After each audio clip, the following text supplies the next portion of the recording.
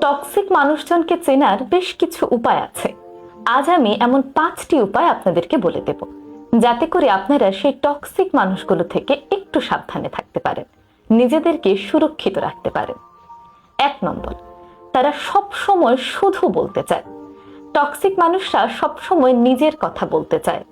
অন্যের আবেগ বা অনুভূতিকে তারা খুব একটা গুরুত্ব দেয় না।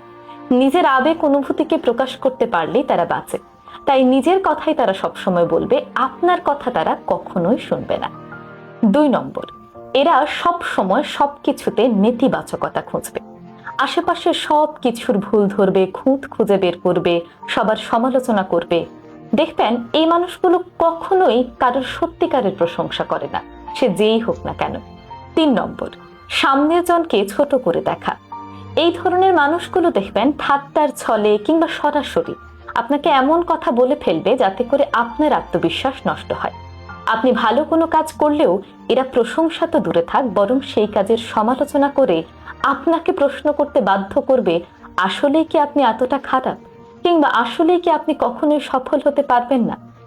3 নম্বর, আপনাকে ছোট করে দেখা বা উপহাস করা। এই মানুষগুলো দেখবেন সব সময় মজার ছলে কিংবা সরাসরি আপনাকে এমন কথা বলবে যাতে করে আপনার আত্মবিশ্বাস নষ্ট হয়ে যায়। আপনি যত ভালো কাজই করেন না কেন, তারা সেই কাজের ভুল খুঁজে বের করবে এবং আপনাকে ছোট দেখানোর চেষ্টা করবে। এই মানুষগুলো সব সময় আপনাকে নিয়ে উপহাস করবে। 4 নম্বর, এরা সব সময় নিজেকে ভিকটিম বানায়। এদের চোখে বাকি সবাই দোষী, কিন্তু নিজের দোষ এরা কখনোই স্বীকার করে না, বরং নিজের দোষ অন্যের ওপর চাপিয়ে দেয়। 5 নম্বর, এই লক্ষণটা আপনি আপনার মধ্যে দেখবেন। টক্সিক মানুষজনের সাথে থাকলে আপনি মানসিকভাবে ক্লান্ত, ভারাক্রান্ত অনুভব করবেন।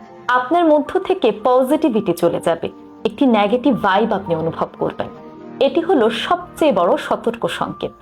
এই 5টি লক্ষণ যদি আপনি কারোর মধ্যে দেখেন, তাহলে ধরে নিতে পারেন সে হয়তো টক্সিক পার্সোনালিটির মানুষ, এবং এই মানুষজনের কাছ থেকে দূরত্ব বজায় রাখলে আপনার জন্য মঙ্গল।